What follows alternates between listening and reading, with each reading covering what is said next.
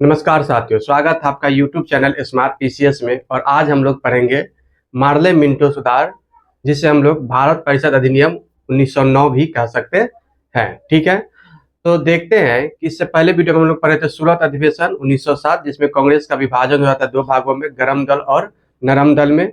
और 1906 में मुस्लिम लीग भी बनते हैं। ठीक है, तो उसके बाद देखते हैं कि अंग्रेज बांटो और राज करो की नीति अपनाते हैं। ठीक है, जिसमें समझौता, दमन और उन्मूलन की नीति अपनाते हैं। जिसमें समझौता करते हैं मुस्लिम लीग और कांग्रेस के साथ, और दमन करते हैं गर्मपंथी नेताओं जैसे बाल गंगाधर तिलक, लाला लाजपत राय, बिपिन चंद्रपाल, लाल बाल पाल जिसे कहते हैं, अरविंदो घोष, इस सबको जेल में डाल देते हैं। जिस प्रकार से गरम दल का दमन कर देते हैं। ठीक है, और उसके बाद देखते हैं कि सभी का उन्मूलन कर देते हैं। तो इस तरह से समझौता, दमन और उन्मूलन की नीति अपनाते हैं। उसी के बाद देखते हैं जब 1905 में लॉर्ड कर्जन वायसराय बन के चले जाते, तो 1906 में वायसराय आते हैं लॉर्ड मिंटो, और उसी के समय भारत के सचिव थे मार्ले, जॉन मार्ले। तो उन दोनों ने, मार्ले ने ही बनाया था मार्ले मिंटो सुधार।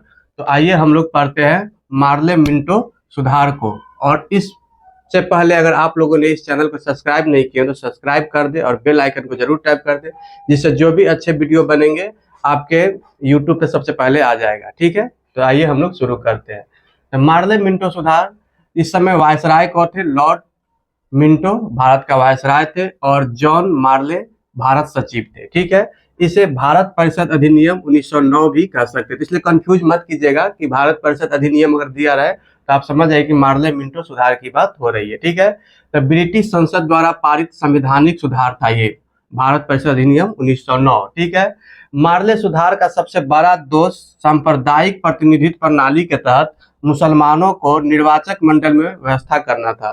तो मार्ले मिंटो सुधार का मतलब सबसे बड़ा दोष था कि मुसलमानों के लिए पृथक निर्वाचन मंडल का व्यवस्था करना था। पृथक निर्वाचन मंडल मिल गया था इसके बाद मुसलमानों को। ठीक है, होता यह है कि मिंटो से एक शीर्ष मंडल मुसलमान का मिलने जाते हैं, मुस्लिम लीग का मिंटो वायसराय से, तो वो मान जाते पृथक निर्वाचन के लिए। तो इस तरह से देखते हैं कि सबसे बड़ा दोष था सांप्रदायिक प्रतिनिधित्व प्रणाली के तहत मुसलमानों को निर्वाचन मंडल की व्यवस्था करना। ठीक है, उसके बाद देखते हैं इस व्यवस्था से भारतीय राजनीतिक में बहुत बड़ी समस्या उत्पन्न हो गई थी। मतलब इस व्यवस्था से राजनीतिक में बहुत बड़ी समस्या उत्पन्न हो गई थी भारत में। ठीक है, उसके बाद देखते हैं इस मतलब मार्ले मिंटो सुधार किस समिति के आधार पर था? तो यह अरुंडेल समिति के आधार पर लाया गया था। तो ये बहुत इंपॉर्टेंट क्वेश्चन बन सकता है पीटी के लिए कि अरुंडेल समिति के आधार पर कौन सा सुधार था? तो मार्ले मिंटो सुधार था। या मार्ले मिंटो सुधार किस समिति के तहत बनाया गया था? तो ये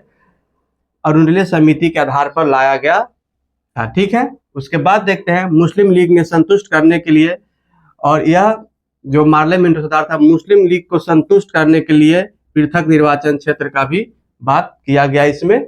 ठीक है, तो इस तरह से हम लोग देखते हैं मार्ले मिंटो सुधार।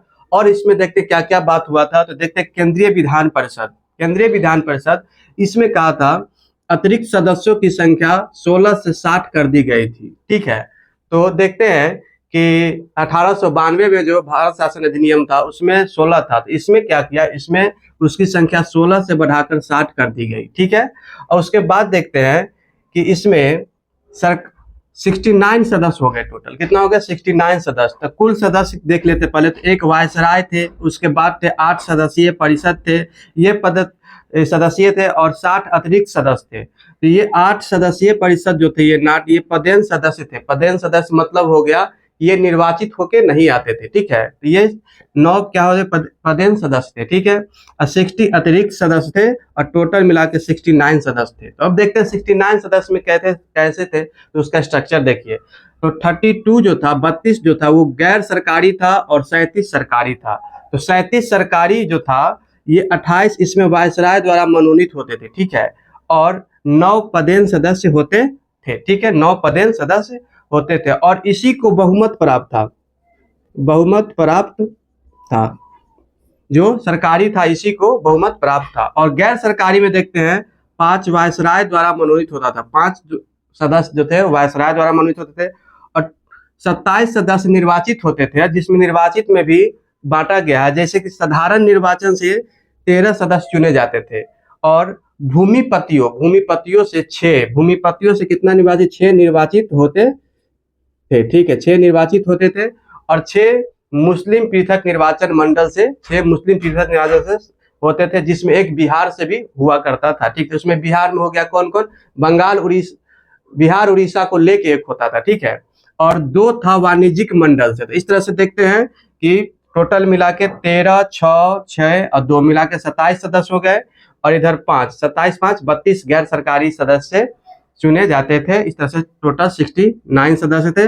और बहुमत प्राप्त किसको था, तो सरकारी सदस्य को ही बहुमत प्राप्त था। ठीक है, तो इसमें कंफ्यूज नहीं कीजिएगा, अच्छे से आप लोग लिख लीजिएगा इसको। तो देखते हैं कि कौन कौन थे, एक बार फिर से देख लीजिए। एक वायसराय 8 सदस्यीय परिषद से और 9 60 अतिरिक्त सदस्य थे, जिसमें ये 9 जो थे ये पदेन सदस्य थे, ये मतलब निर्वाचित होके नहीं आते थे। ठीक है, तो यहाँ तक हम लोगों ने देख लिया। उसके बाद हम लोग देखते हैं प्रांतीय विधान परिषद। सदस्यों की संख्या बढ़ाया गया प्रांतीय विधान परिषद में, और गैर सरकारी सदस्य को बहुमत दिया गया। और हम लोग देखते हैं कि केंद्रीय विधान परिषद में किसको दिया गया था बहुमत, तो सरकारी को दिया गया था, लेकिन ये प्रांतीय में गैर सरकारी सदस्यों को बहुमत दिया गया। तो सदस्यों की संख्या बढ़ाया गया, तो कहाँ कितना सदस्य था, तो वर्मा में 16, पूर्वी बंगाल और असम, उस समय पूर्वी बंगाल और असम एक ही था, तो उसको मिला के 42 था, मतलब 42। बंगाल में 52, बम्बई, मद्रास, संयुक्त प्रांत, मतलब सभी में 41 थे, प्रत्येक में बम्बई में, मद्रास में, संयुक्त प्रांत में 41 सदस्य थे। और देखते हैं कि सदस्यों की योग्यताएं क्या थी इसके लिए, मतलब इसका सदस्य जो बढ़ाया गया, इसमें सदस्य बनने के लिए योग्यताएं क्या थी, तो केवल पुरुष ही सदस्य बन सकते हैं। ठीक है, जिनका आयु होना चाहिए 21 वर्ष और मानसिक स्वस्थ हो, मतलब पागल या नहीं होना चाहिए। ठीक है, मानसिक रूप से वो स्वस्थ होना चाहिए। न्यायालय द्वारा 6 माह से अधिक की सजा न पाया हो, ऐसे व्यक्ति बन सकता था, ये भी योग्यता में था कि 6 माह से ज्यादा का उनको सजा नहीं हो। ठीक है, सजा पाया हुआ न हो। प्रशासनिक सेवा से निष्कासित न किया हुआ, मतलब प्रशासनिक सेवा से जो होता है कि सस्पेंड वगैरह कर दिया, तो इसी तरह से निष्कासित न किया गया हो। राजकीय आपराधिक न हो, मतलब राजकीय आपराधिक नहीं हो, जैसे आतंकवाद वगैरह उस तरह का वो नहीं हो। ठीक है, और एक विशेष था, वायसराय किसी भी व्यक्ति को योग्य और अयोग्य घोषित कर सकता था। ये वायसराय का विवेक पावर था, विवेकाधीन शक्ति था। ठीक है, अपने विवेक से किसी को योग्य या अयोग्य घोषित कर सकते थे, मतलब ये सब भी है, लेकिन अगर वायसराय चाहे तो अपने विवेक से किसी को भी योग्य और अयोग्य घोषित कर सकते थे। उसके बाद देखते हैं मतदाताओं की योग्यता। जो लोग वोट कर सकते थे तो केवल पुरुष कर सकते थे, और मतदाताओं का उम्र 21 वर्ष से कम नहीं होना चाहिए। ठीक, 21 वर्ष से कम उसका आयु नहीं होना चाहिए। अब मानसिक रूप से विकसित हो, मतलब मानसिक रूप से स्वस्थ हो, पागल नहीं होना चाहिए। ठीक है, तो ये तीनों हो गया मतदाताओं की योग्यताएं, और ये सदस्य की योग्यताएं था, इसे हम लोग देखे थे। और ये हो गए सदस्यों की संख्या, कहाँ कहाँ से कितना बढ़ाया गया विधानमंडल में। तो हम लोग पिछले वीडियो में देखे थे, स्लाइड में देखे थे केंद्रीय विधान परिषद में, उसके बाद देखे प्रांतीय विधान परिषद। इस तरह से विधानमंडल का शक्ति और सदस्य की संख्या दोनों बढ़ाया गया था। ठीक है, उसके बाद देखते हैं विधानमंडल की शक्तियों में वृद्धि किया गया। तो जैसे वित्तीय मामलों में बजट पर बहस करने की शक्ति मिली, लेकिन मत दे नहीं सकते थे, मतलब मत देने का अधिकार अभी इसे नहीं मिला था। ठीक है, स्थानीय निकायों के लिए धन की मांग कर सकते थे। ठीक है, और नए करों के संशोधन का प्रस्ताव कर सकते थे या प्रस्ताव ला सकते थे विधानमंडल में। ठीक है, तो इस तरह से सदस्यों को शक्ति में वृद्धि हुई।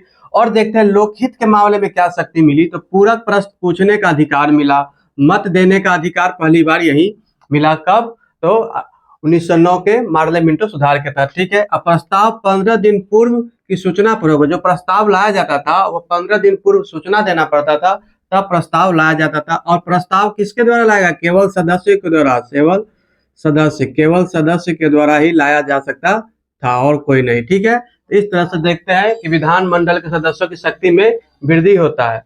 और पहली बार भारत सचिव एवं वायसराय के कार्यकारी परिषद में भारतीयों को भी शामिल किया जाता है। तो देखते हैं कि मार्ले मिंटो सुधार में ही पहली बार भारतीयों को भारत सचिव और वायसराय के कार्यकारी परिषद में शामिल किया जाता है। तो भारत सचिव के परिषद में 2 सदस्य शामिल किए गए थे, जिसका नाम था केसी गुप्ता और सैयद हुसैन बिलग्रामी। इसे याद रखिएगा, क्योंकि ये पीटी में क्वेश्चन बन सकता है कि भारत सचिव में परिषद में 2 भारतीय शामिल हुए थे, पहली बार हुए थे शामिल, इसलिए क्वेश्चन बन सकता है। तो कौन थे, केसी गुप्ता और सैयद हुसैन बिलग्रामी, यह किसमें थे, भारत सचिव परिषद में शामिल हुए थे।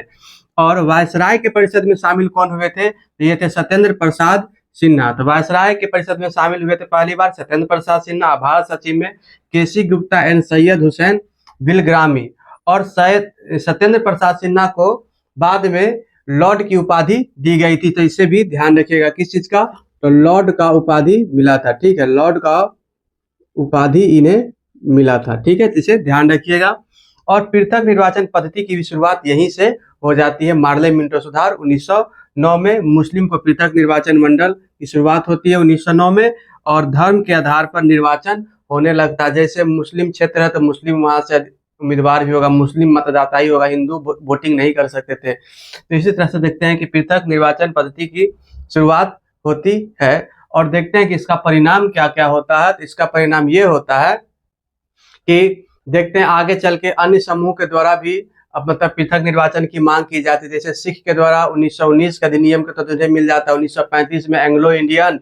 और देखते हैं कि और भी जो समुदाय थे यूरोपीय थे उसको उन लोगों को भी मिल जाता है पृथक निर्वाचन क्षेत्र। ठीक है, तो इसी पे हमारे गांधी जी ने कहा था मार्ले मिंटो सुधार ने हमारा सत्यानाश कर दिया।